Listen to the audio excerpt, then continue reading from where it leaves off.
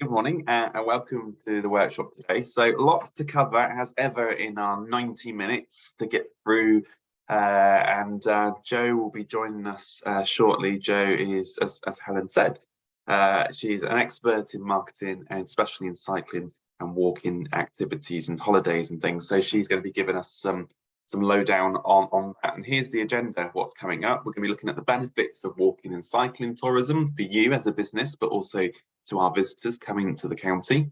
We'll also look at what will make your experience appeal in those markets and focus really with some practical marketing activity, things that you can go away and take away and actually do actually creatively for your business to actually focus at marketing activity. Also, a lot of collaboration this morning, and we've got two activities coming up where we will get you to talk and we'll ask some questions to you. But that's very much about that power of networking as well. So actually working together, we often find that that's a really good way of coming together. Actually, is a good way to market and focus to businesses, and some smart connections to increase more customers to your business. So lots of quick wins, practical advice, along with some next steps. And there's some time for questions and answers at the end of the session. So if you do have a question, please do pop it into the chat feature, which you'll find on your screen. Type it in, then Jo and I will be answering those questions towards the end of this morning's workshop. But before we go into that, let's get a bit of background on what's happening locally across Norfolk. And I'm pleased to say we're joined by Helen Terry from the Right of Ways, Public Access Right of Ways department here at the County Council. And Helen's going to take us through the next part of the workshop. Helen. Hello everyone, my name is Helen Terry. I work in the Greenways to Green Spaces team at Norfolk County Council, which is a project in the cycling and walking team, which looks at our green infrastructure and ways of enhancing the existing Norfolk Trails network, which you may or may not be aware of. And I'm here today to highlight what an amazing countryside access network we have, as well as the resources available. So our countryside access network in Norfolk includes 2,400 miles of public rights of way, or PROW as we refer to them. But we also have many other routes across the county, and these might be public and private, so farms, trusts, visitor attractions. We also have two amazing national trails. You might have heard of the Peddars Way and the Norfolk Coast Path. Plus we have a well-signed network of 14 promoted long distance trails, the Norfolk Trails Network. Okay, next slide, please. And within our department, we have two teams maintaining our network. Within our public rights of way team, we have 3 countryside access officers who oversee a huge area each. So you can see the vast area each of one of those countryside access officers covers there. And this team is very much about the maintenance of the unpromoted routes. So if you look at the picture on the left, you'll see a public footpath sign. You probably see lots of those. And so this team is responsible for maintaining those routes. So next slide, please. I just had something pop up on my screen. And so we also have our Norfolk Trails and National Trails teams who maintain and enhance our promoted routes. That's one. Some of which you might be familiar with. So it's a fantastic network across the county. So when you're out and about, if you look for the pink long distance trail discs, you see one on the left to Ketts Country there. But also we have many circular routes off these main linear trails. So that's the blue discs. But you might be aware of some of these trails. Are absolutely brilliant. This obviously isn't to scale, but our latest one is the Ketts Country Trail, which we opened earlier this year. And yeah, this is very much our promoted trails network, which offer a really great opportunity. And we get a lot of visitors to these routes, and there's obviously businesses along the trails. So, but they do attract a lot of visitors to our county, and people come from a long way, especially to visit the national trails, so the Peddars Way and the Coast Path in particular. And the Countryside Access Network brings so many benefits, economic benefits, so direct and indirect. So direct would be the visiting attractions and walkers staying, say, in business B&Bs, but also health benefits, so physical and mental health benefits. I think we all found that especially important in lockdown for the mental side of things. Also social benefits, so volunteer engagement, educational opportunities, heritage interpretation, and environmental benefits as well. So both our natural and historic environment, enhanced wildlife management and nature connectivity is a huge part of what we do as a Greenways project as well. And there's just some pictures there on the right from the Ketts Country Trail. So it's just amazing countryside we've got out there. Okay. And there's a wealth of information on the Norfolk County Council website for you. So if you go on Out and About in Norfolk, there's several links across this page, and it's worth having a really good look around that, especially the Norfolk Trails link there, top left, which will take you to much more information about the individual trails, the circulars. There's a wealth of information there, and it's really worth having a look and seeing what's available in your area for your business and what trails are available. Thanks, Ashley. Okay, next slide, please. Something I wasn't actually aware of until I joined the council is that we've got an interactive map. So it's something we're keen to promote more. And again, it's definitely worth having a look and seeing what's in your area. And it just has loads of the routes across the county. So you can search by postcode or location, and then you can click on the route, and it will bring you up the information about the route, PDF and the route map. And so it's something you can look up for your own use, but also importantly, you can share with your audiences. Just to highlight as well, we do have a highways map available on the council's website, and that's just really good for identifying things like bridleways, status of footpaths, byways, restrict byways, the different status. So just to be really confident that you can go along certain routes, and also if you have a horse, where visitors might bring their horses up, I don't know, but yeah, the bridleways are highlighted on that map. So yeah, it's a really good resource to have as well.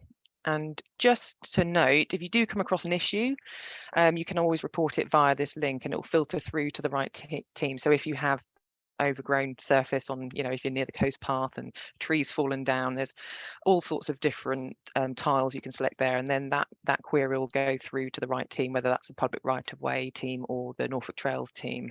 So it's again a useful thing to have and to share. So thanks very much for your time. Thanks very much, Helen. It's great to have you here, and great to give our participants the context to the walking routes and the vast amount of them across the county as well. I should say all the links which Helen mentioned are shared with you in the chat window, so you don't need to be jotting them all down. And also these slides will be shared with you afterwards, and also on the resources hub. Next, we're going to hear from Ed, who's featuring and focusing on cycling and looking at the Norfolk County Council's action plan for walking and cycling. Ed. Thanks, Chris. Yeah, so Ed Barnaby, I'm the active travel team lead in the walking and cycling team at Norfolk County Council, and this it's often referred. Active travel is a sort of current, I think, description for walking and cycling. The government guidance is sort of quite clear that we're meant to include walking, cycling, and wheeling, and I think in practice it's obviously it's multimodal approach. What we're trying to achieve is a sustainable travel change. So quite a lot of my work ties in with what the passenger transport team are doing, and lots of other exciting areas that the council involved in, like electric cars and light car share schemes. So there's lots of elements to the puzzle.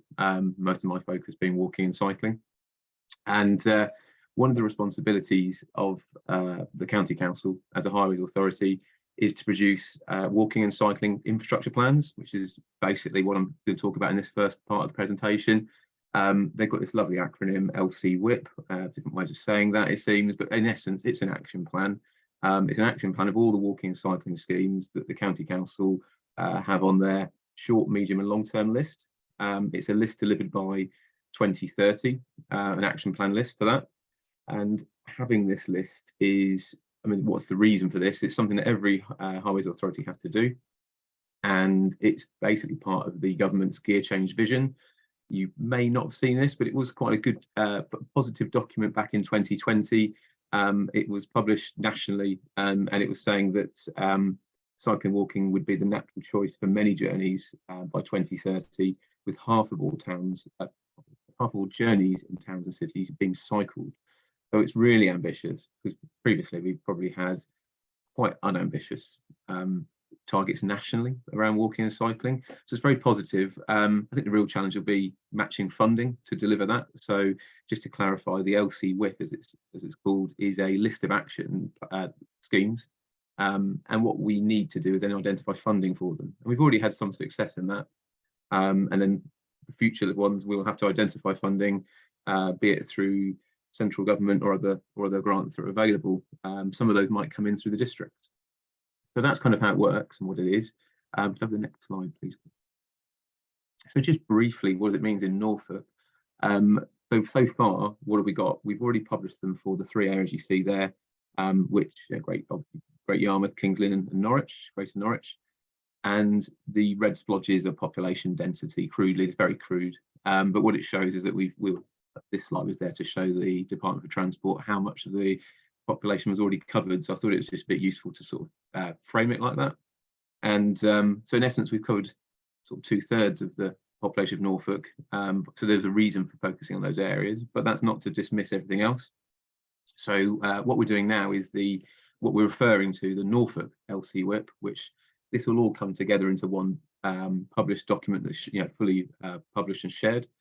And the Norfolk LC WIP will have action plans for all the walking and cycling schemes in, if we go to the next slide, please, Chris, in the 20 market towns. I'm calling them market towns. They're not all market towns in practice. Yeah, small towns and market towns across Norfolk. And if we go to the next slide, please, Chris. It's basically the blue dots. So what we will be doing is gradually getting to a more, I guess, granular, perhaps for want of a better phrase, connecting the dots of the areas. And this includes walking and cycling schemes. It includes wider connectivity between these areas as well. So that could be things like disused rail tracks or other opportunities that can be there to make these better connected. So it's fundamentally about walking and cycle connectivity. And as I say, what's the next step? The next step is that we're currently reviewing what the scheme lists we think they should be in these areas in the blue. And we will be taking this out to an engagement activity early next year. We're planning for January. It's likely to be probably February with a few other changes happening at the moment with regards to getting that consultation material ready. And there'll be 6 weeks in which anyone can respond to this. And you can find out more details at, I think I put the URL at the beginning. It's basically Norfolk County Council website /active travel. So it's got a nice short URL. We'll be doing lots of wider publicity around this when we've got the material ready. So we welcome comments and feedback, suggestions, critique on the various outlines. And it will be very outlined schemes. It'll be a case of we think these routes need to be connected along here by a segregated cycle path, or we think this route here needs some traffic calming to make it safer to cycle, make it into a quiet lane status.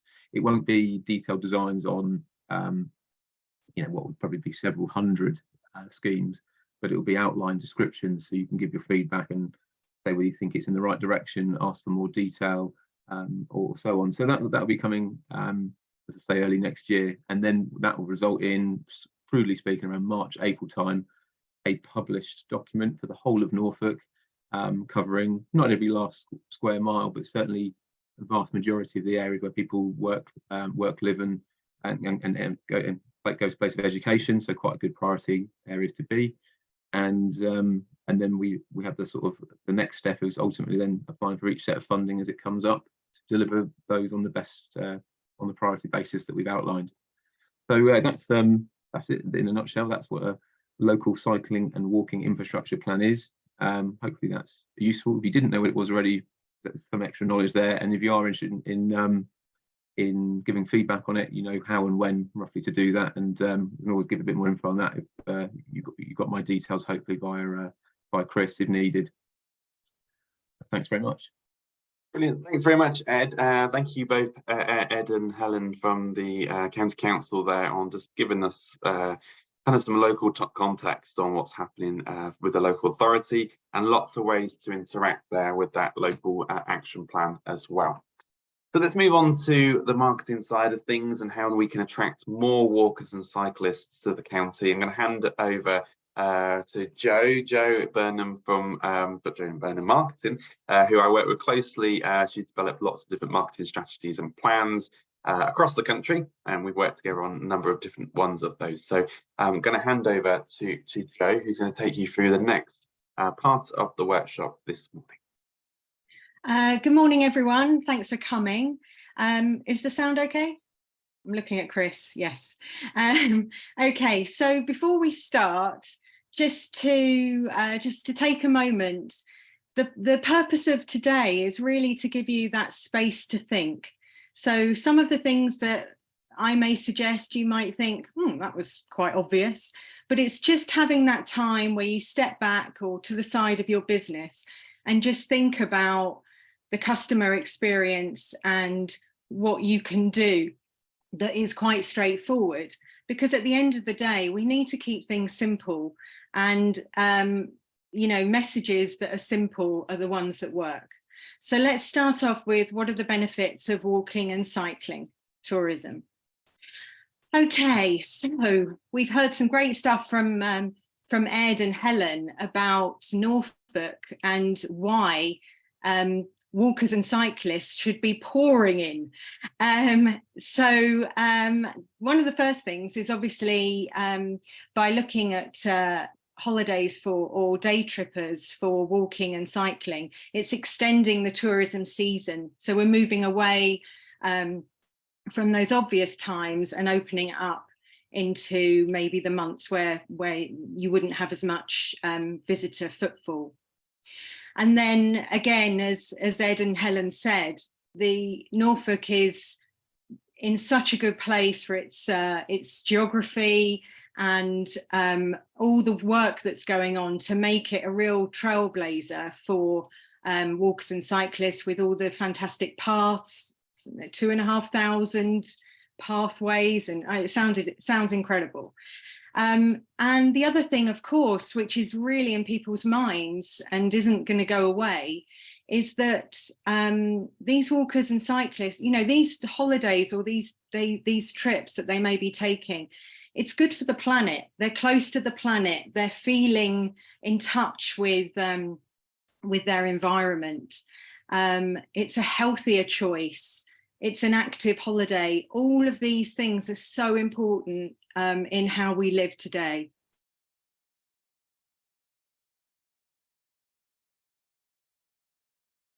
Thanks, Chris.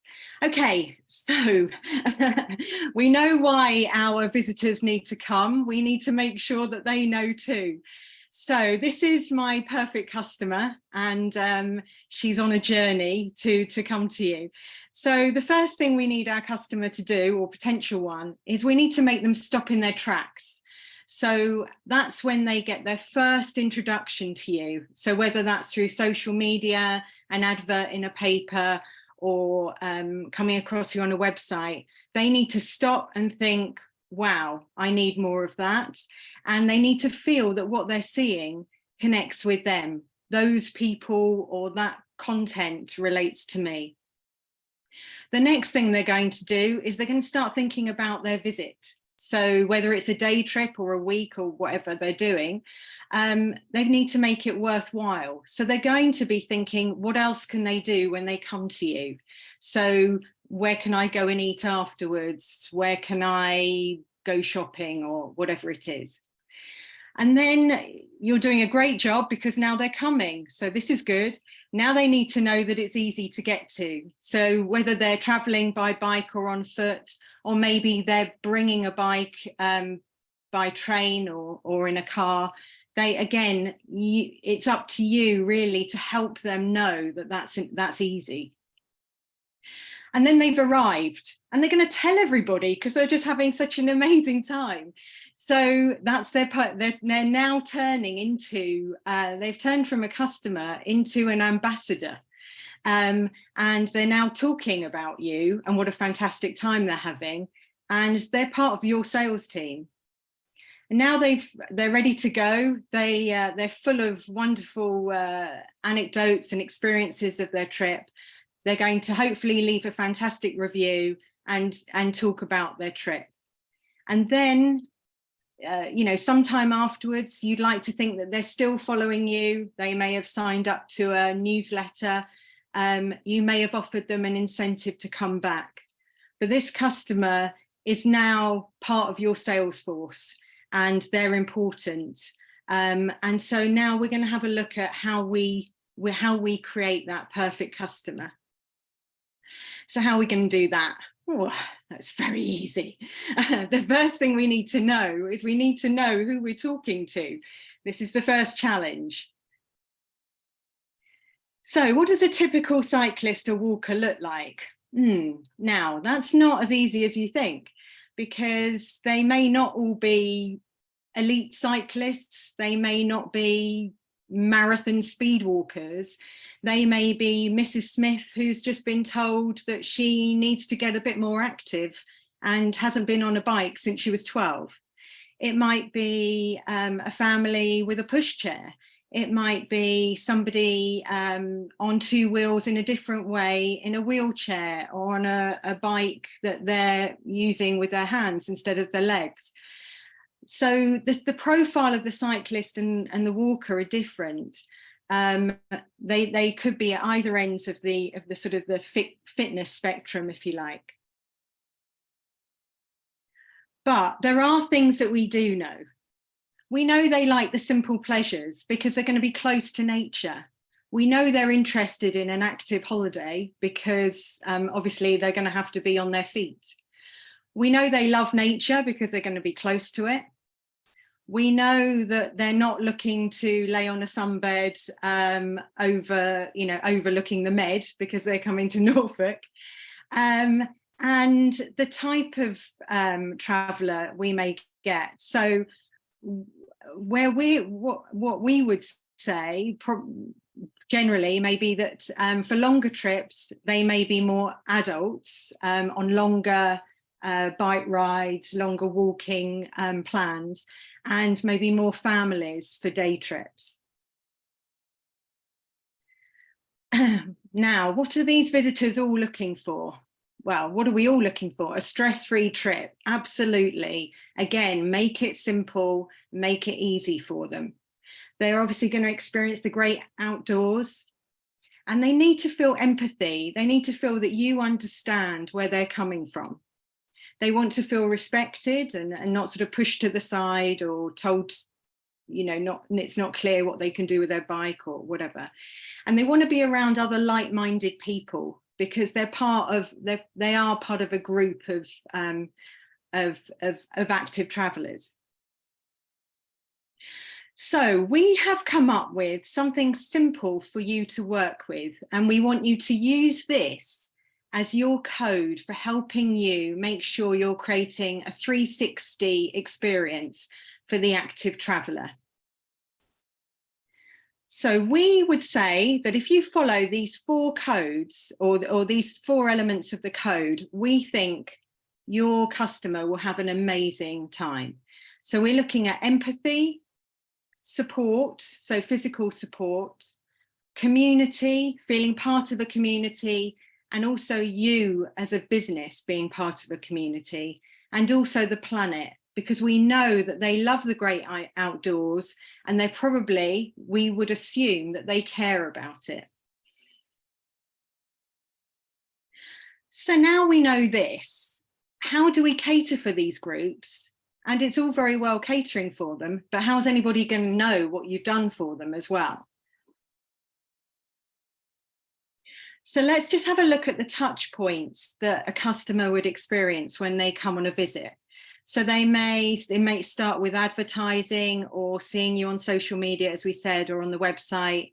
They may have got an e-newsletter from another business and you may have been mentioned on there. They could have read reviews. They may have cycled past and seen signage. And then obviously there's the on-site experience where where they're actually with you. But then let's not forget the aftercare. How do they feel when they leave, and how do you connect with them afterwards? So we're just going to run through that as we go through the presentation. So how do we cater for these groups? We're going to apply the code because we're going to keep it simple.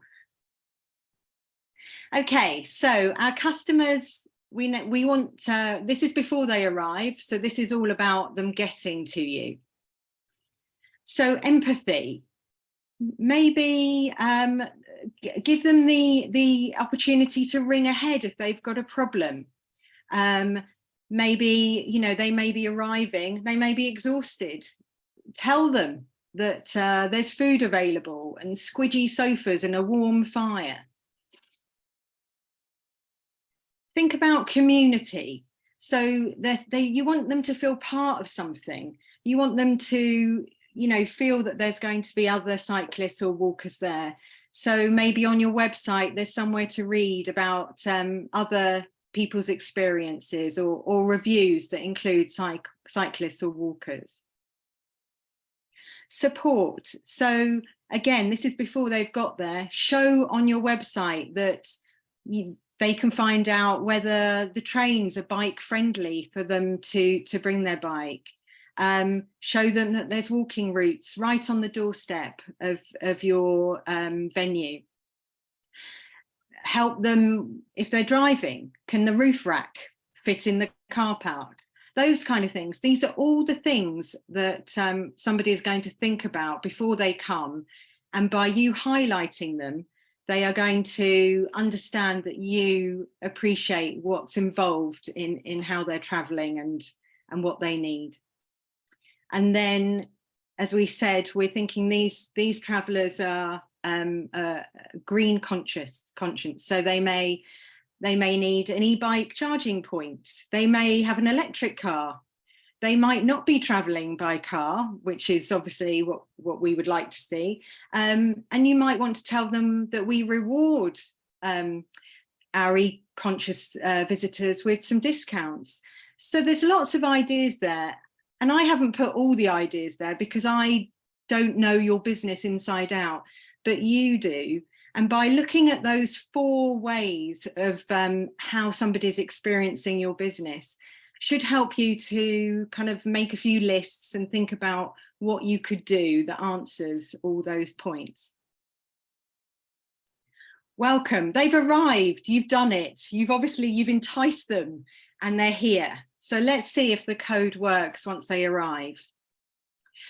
So one of the first things here, so with empathy, that's really about staff. That's about talking to your staff about how to talk to your visitors. And I'm sure people are doing this already because these are lovely sort of smaller businesses, but actually feeling that you understand them. How was your ride? Where did you travel from? You've brought the dog. Let's give the dog some water. They'll be thirsty. So just that feeling of understanding the customer and not thinking that it's an irritation that they've brought a bike or they've walked through with muddy feet. Community. So again, you've welcomed them. They may need things. So if they've come by bike, they could have a puncture.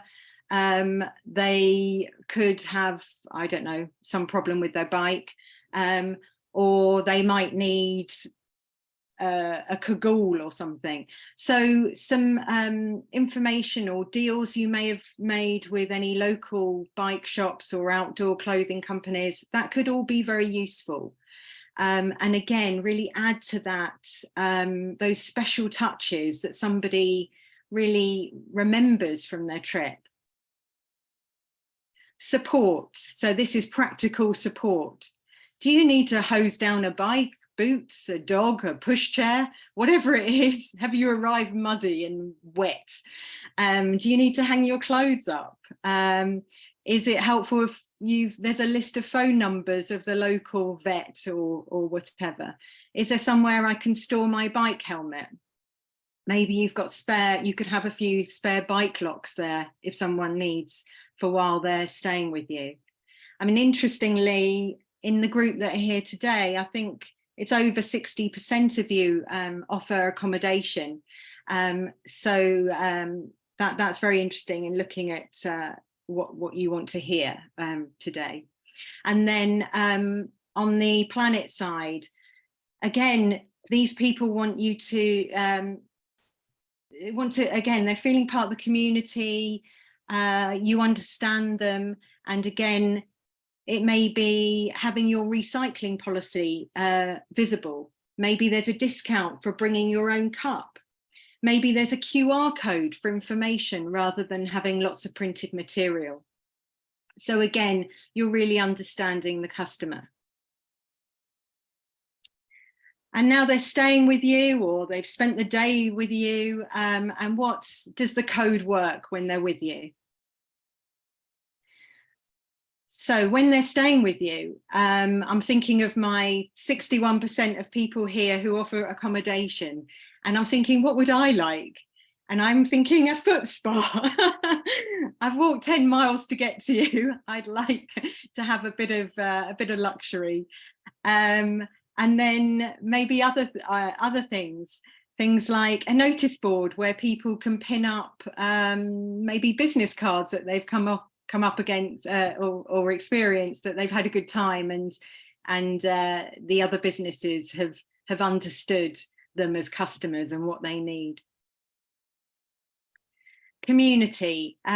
So again, this is thinking about what would walkers and cyclists want to do. Maybe you do have hard copy cycle and walking routes. Some things work for some businesses, some things work for others. And again, you don't have to do everything. You only need to pick out a few things for people to feel that they're having a special experience. It's creating memories. And it's these little things that people go away and talk about. And, you know, say, what a lovely touch that there were dog treats and water, you know, for my dog. And there were routes that I could, you know, that were laminated that I could borrow for the day and bring back.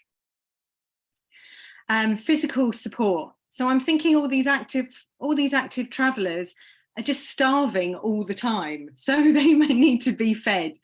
So it may be, if you've got a cafe, it may be, you know, food all day. You might be able to have some fun with some special meal names like the Ramblers Roast or Biker Breakfast. What about things in the toilets? You could have deodorants and moisturizers and things like that if you've arrived a bit sweaty. Places to fill up a water bottle. Maybe puncture repair kits that people could buy, or blister plasters if you've had a bit of a journey.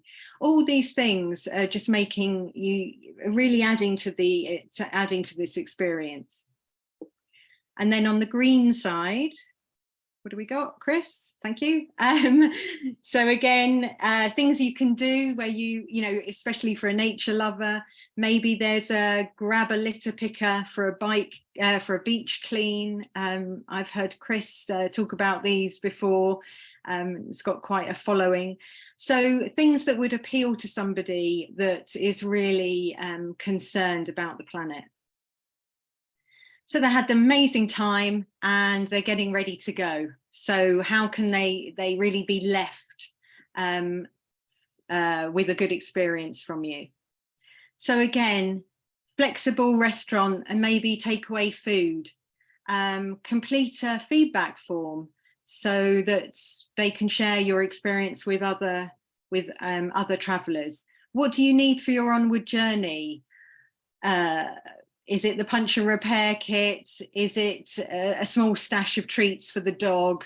You know, whatever it is, is there something that you can help them with? Community. You know, again, we're building this tribe of these active travelers that care about their surroundings. Leaving that review is helping other walkers and cyclists know that this is a good place to go. And again, information about nearby attractions. Maybe you've made connections with them and other cafes or restaurants that welcome walkers and cyclists. Maybe there's some discounts and some deals and collaborations that you've made that can help with them for their journey. Support. Oh, I'm not allowed to mention blister plasters too often, apparently. But all of these things really help. Maybe you want to buy snacks for your onward journey. Whatever it is, just thinking about what physical support can you offer. And then maybe reusable cups that somebody can buy to take, so they're not, you know, there's not the whole paper cup issue. Charging points for your onward journey, charging your phone, charging your bike, charging your car, whatever it is. This is one of the most important things. If somebody can charge their phone, they will love you forever. So you know, these are all things to consider. Okay, so if you're on a walking holiday, you could well have brought your dog. So is your attraction or your accommodation, is it dog friendly? Do you speak dog? And if you are dog friendly, what does it mean? How dog friendly? Can the dog sleep in your room? Can they come in the restaurant? Can you hose a dog down who's been rolling around in a puddle? Explain somewhere in your material what that really means. And again, if somebody feels that their dog is welcome, you know, it can only be good from there, because again, it's another thing that people really, really appreciate. Over to Chris to talk about this, please. So you joined us on our accessible tourism workshop a few weeks ago. You remember me talking about how to make accessible tourism a part of your marketing plan, your strategy, and think about this group of people, a varied group of people, as a target audience. And we saw how much that could be, and that is to the industry, the tourism industry generally. So we just wanted to mention this part of the workshop. Not everybody will arrive on two wheels, and Joe will come on to that later on. So just think about how you can actually target those groups within this existing group. So Joe was talking about the different types of walkers at different abilities, and people there for you know, the first time as a beginner, or they're just for a pure leisure. And there's some real people, some people are really there for the active market. And that's similar again with accessible tourism. There's all different abilities, people with cognitive or physical or mental disabilities. So wrap that into your plan, your marketing plan, when attracting cyclists and walkers. And if you didn't know and you didn't join us in the workshop before, then you'll find that session again on the Resources Hub.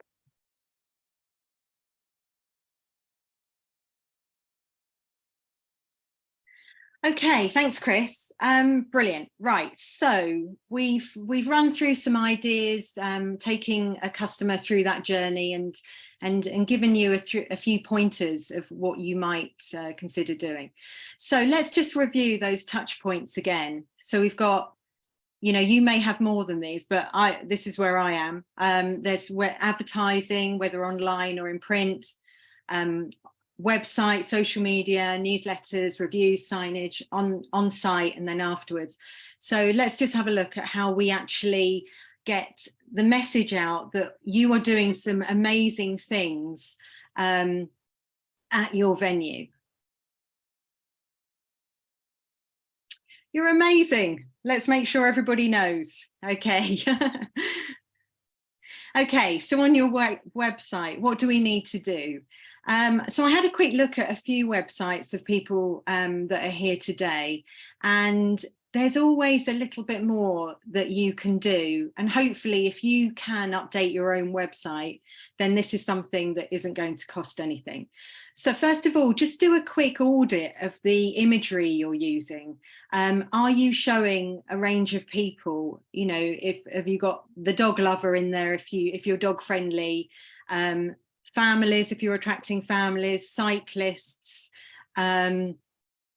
as push chairs, wheelchairs, you know, just really do a very thorough look at the imagery that you've got in there, because it's very easy to be a little bit one-dimensional. And this is, again, what I was saying at the beginning, it's just an opportunity to step back and see what you're offering.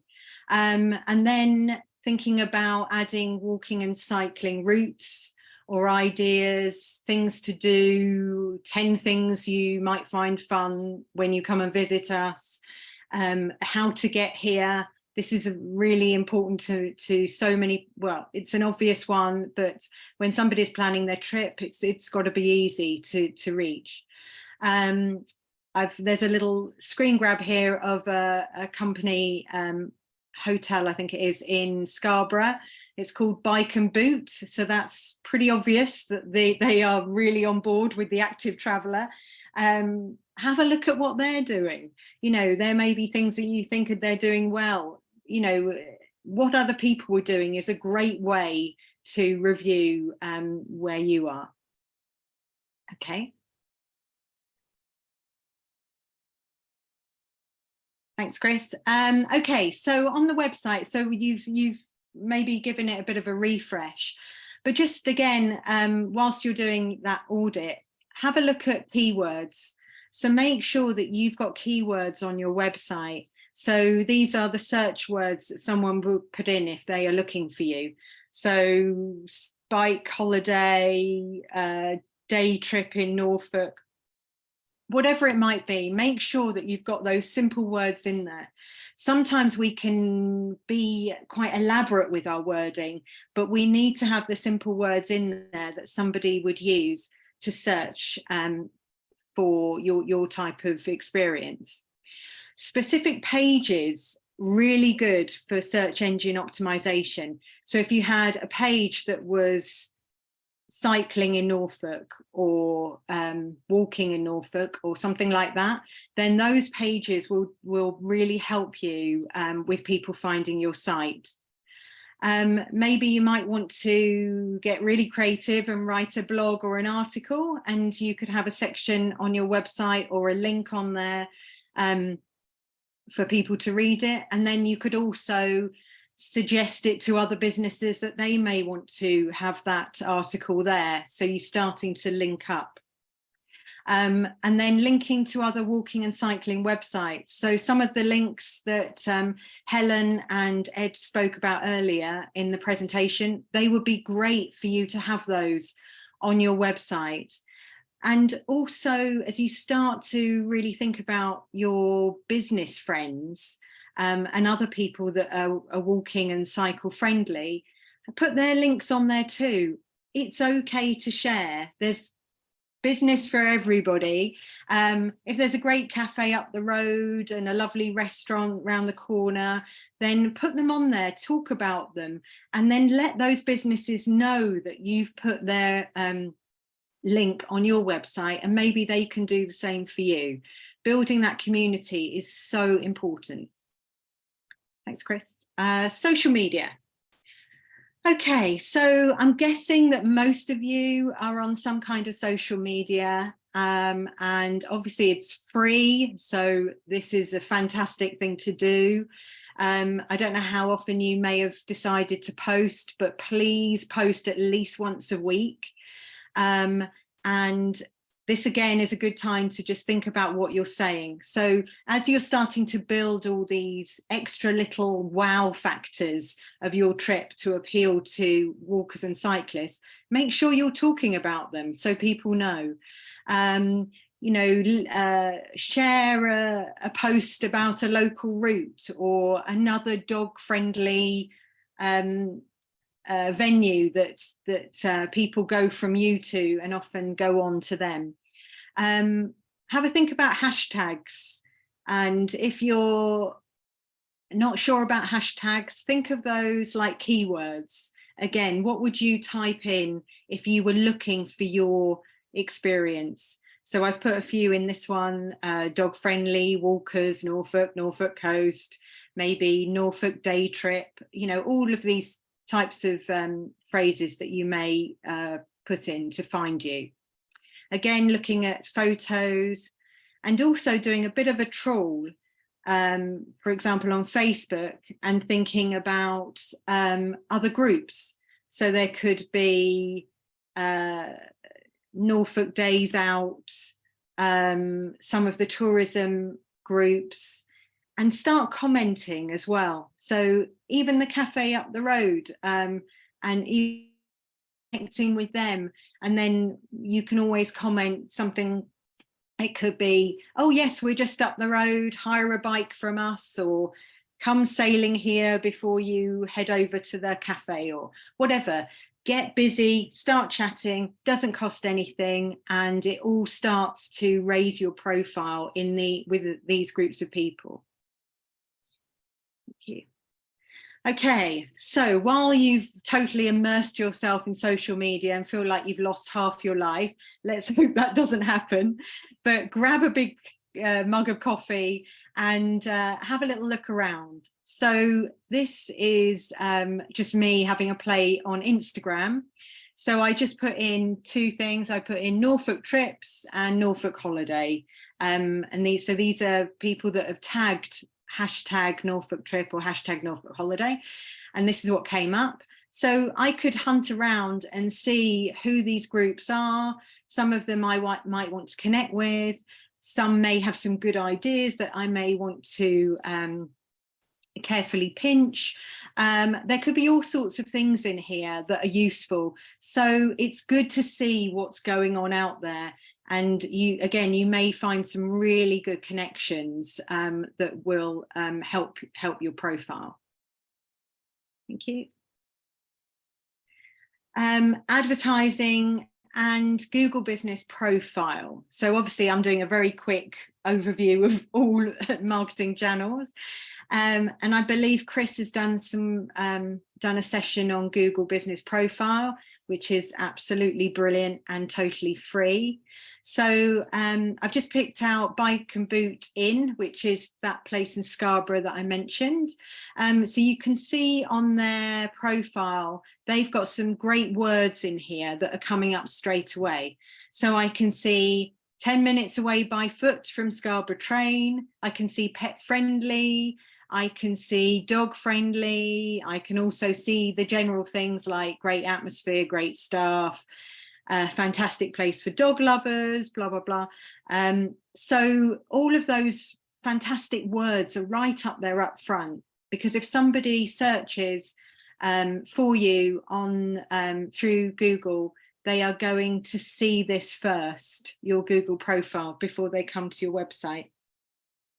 And then again, if you're doing any advertising at all, just make sure it's the same story. Make sure the visuals are there, the wording is there. You may be talking about come to us for Christmas, but then you may just have a flash that says 10-minute walk from the station. Those little triggers all help somebody to book you for their trip. Okay. Thank you. Signage. So 2 reasons why signage is brilliant. One, because these active travellers could be just ploughing past you or cycling past you, and this will stop and make them come to you. You can have some fun with signage, but the other thing you can do is signage can make a great backdrop for social media. So again, if you guys are on Instagram and things like that, we all know it's totally driven by photos. And if there's something that you can have in the background, you know, a very muddy dog in front of muddy boots and paws welcome would be a lovely photo. So again, this helps your customers become your sales team. And that is really where you want to be. You want to share the workload of promoting your business. Okay, so more Instagrammable ideas, but obviously this works for Facebook or on your website or whatever. So just again, thinking about what makes a great photo, what is a bit of fun for the visitor. So we just picked out a few things. So things like these huge deck chairs, they're really fun. It's a great opportunity to take a photo in there. It's got the branding on there. And so again, it's a good shout out on Instagram or whatever.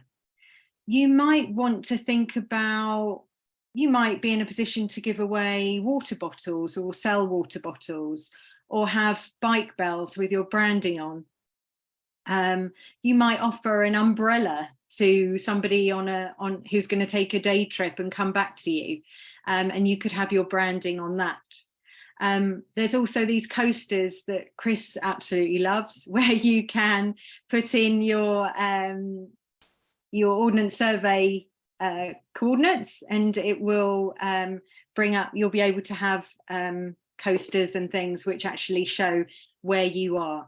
So there's some really fun things you could do. You could sell these things with your branding on, but also, you know, they create some great photos and again help the visitor to promote you. Building your network. Okay, super important and very easy. Your business neighbours are your best friends, because if somebody is coming to you, like we've said already, they want to build an experience, and it may not be just coming to you. It may be making a day of it, looking at other things they can do.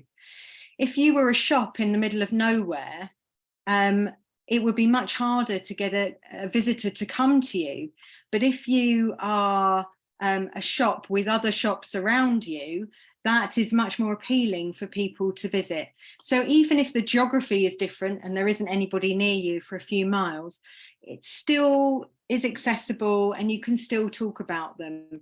So have a real think about who is near you, where do people go on to or could go on to, and start to connect with them through social media. Do something old-fashioned, pick up the phone, have links on your website, and they hopefully will have reciprocal links to you. Maybe come up with some collaborations, maybe competitions, or discounts or things that you could offer between you that will help to build this community of active traveller friendly places to go. And of course, introduce yourself to the visitor information centres, talk to the local tourism hubs, and see how you can promote yourself through their channels as well, because obviously they will have a lot of traffic going through there. So connecting with them is going to be a very smart move. Okay, so we've looked at lots of things and they're quite straightforward, but there's things that can easily be missed when you are just working in your business. So how would you say that your current offer stacks up? So we're going to ask you in a moment to just maybe scribble down some thoughts. And I know it's a bit uncomfortable, but if you could think about what you're doing that maybe could be putting off a traveller. So if somebody is looking for you, they haven't arrived yet, but what might put off a traveller from coming to you if they're online? So maybe just scribble down a few thoughts on that. Have we got time to? Okay, so here is our fictitious Norfolk vineyard, who are absolutely perfect. They are doing the most wonderful job, and let's see what they've done. So they have made it very clear that they're easy and safe to get to. They've got bike shop details available, so no one needs to worry. They've stocked up on puncture repair kits, water bottles, and all sorts of little things if somebody arrives in need. They've got secure bike parking, they've got e-bike charging, they've got somewhere to dry clothes if you've arrived a wet mess. They've got a cafe, you can fill up your water bottle, they've got snacks you can buy for your onward journey, you can charge your phone, and you can hose down whatever you need to hose down. So they are pretty perfect. And to add to their perfect experience, they have got, I don't know if you can see that, but we found something that looks really fun, which is an Instagrammable backdrop, which is basically a whole load of wine glasses, which you would just instantly want to have a photo taken in front of. And of course, then they tag you, and then you have you're exposed to all of their followers as well. So they have done a brilliant job. Well done, Norfolk Vineyard, brilliant. And obviously they may be doing all of that, but how is anyone going to know? So on their website, they put in specific pages to help with their SEO. They reviewed all their imagery, so they had all the right things. They did an audit of their content and made sure they had the keywords in there. They also have a newsletter, and they've been talking to their database about why they're perfect to walk or cycle to. They have put in some competitions about share a photo of when you came to see us and win your next trip or whatever it is. So they're really on it. They're perfect. Social media, they've reviewed their hashtags and they've made lots of friends with their business neighbours. They've also dabbled with some sponsored posts on Facebook, which are very, you don't need to spend a lot of money. You could do quite a lot with £10. They've joined lots of groups, Norfolk Days Out, all sorts of different groups of people. They have done a bit of advertising, mainly online, and looked at, again, maybe some offers. So again, Norfolk Vineyard, we salute you. You've done a brilliant job. Okay, so now we've had a look at them. What do you think you could do to add to your offer that's really easy to implement?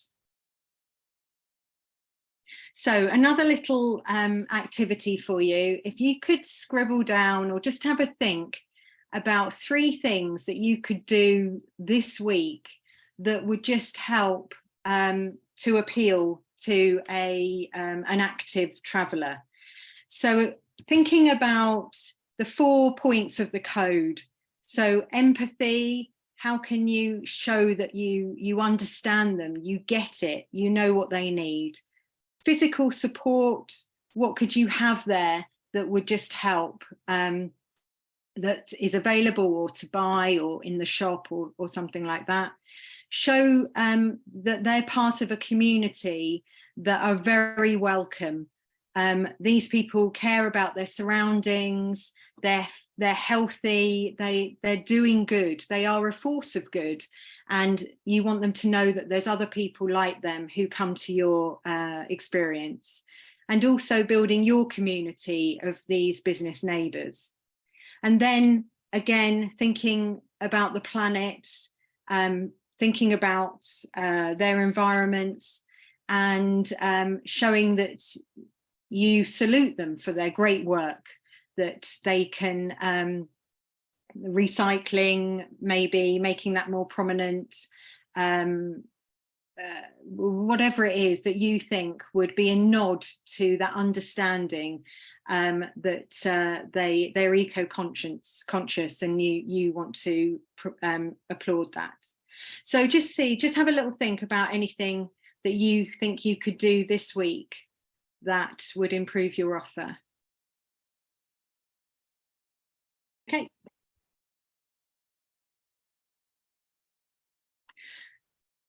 Okay, so next steps. So quite straightforward. Just pour a large glass of wine or a big coffee and list out what additions you can make. And again, as we've heard, some people may be already doing things, but it's not obvious to the possible visitor that you are doing them. So make sure they're, loud and proud in your marketing. Do an audit of your imagery, check that you're being inclusive, and have a look through your social media channels. People love helpful information. So if there's any tips, things to do, all of that kind of thing, that's the type of thing people save and share. So that's very helpful. Just have a look at all of your marketing plans, and just check in with our active traveller code that you can, you've ticked off everything. And very importantly, in today's world, and I'm sure you are all over this, is review your review strategy. So make that easier. how can that work where people will fill in that review? So just have a think about how to do that, you know, where you're not getting a review back, thinking why that's happening. It is a bit of a, you know, it is just another thing to do. So what is there that you can do to encourage that process? So absolutely brilliant. Thank you for everybody's comments. I'm wrapping up, but I think that there's more to come. But please do share anything. You can find us online, and there's a Facebook group, I believe, so you can put in anything in there. So we'd love to hear how you're getting on. Brilliant. Thanks very much, Jo. Lots and lots of useful things. Just a little word from me on that review strategy. We heard the accommodation provider, sorry, I forget your names, about blogs and things. Again, it's good to recycle those good reviews into your blogs as well. There's quotes and stuff. So that's quite, yes, that's giving you that extra content within your blogs as well. So thanks very much, Jo. I'm going to hand back over to Ed. He's coming back in just to talk as a cyclist. Ed, you've got a few moments, and then we'll go on to questions. Ed. Brilliant, thanks, Chris. Yeah, just a few messages on a slightly different note and related to the content that Jo was talking about. I mean, this, just to frame this is very much a case of something Jo talked about, is that not every walking and cycle visitor is obviously the same, and this is probably one specific group. I've just looked at this from a personal perspective. So this is from trips that I used to do quite a bit before lockdown, and in lockdown started taking quite a few more because you couldn't really go very far, and did this as solo trips and also as a group. And basically this is just a bit about bike packing. So there's a little quote there I won't read out, but I think that pretty much says what bike packing is from a website that sounds like it should know, which is bikepacking.com. It's a really good place to find routes all over the world, including in Norfolk. The pictures today in this aren't Norfolk. If we could go to, I'll let people read that actually before I slide. Go on actually. I'll just, is it possible to go back if you haven't had a chance to read that little quote? It's quite good, I think, as what it is. And yeah, in essence, taking some trips around the UK, done some in the rest of the world as well. These ones were during lockdown.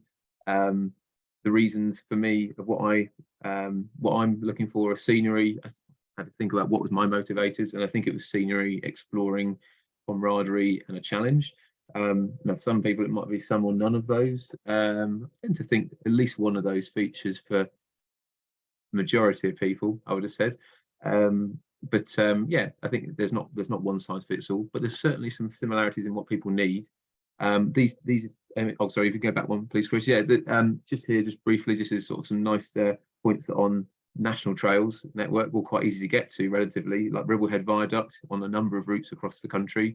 That was on the Pennine Bridleway, which is a really well-known route out there, and to say some of these routes are worth exploring if you want to get some ideas for what is also available across the UK and here.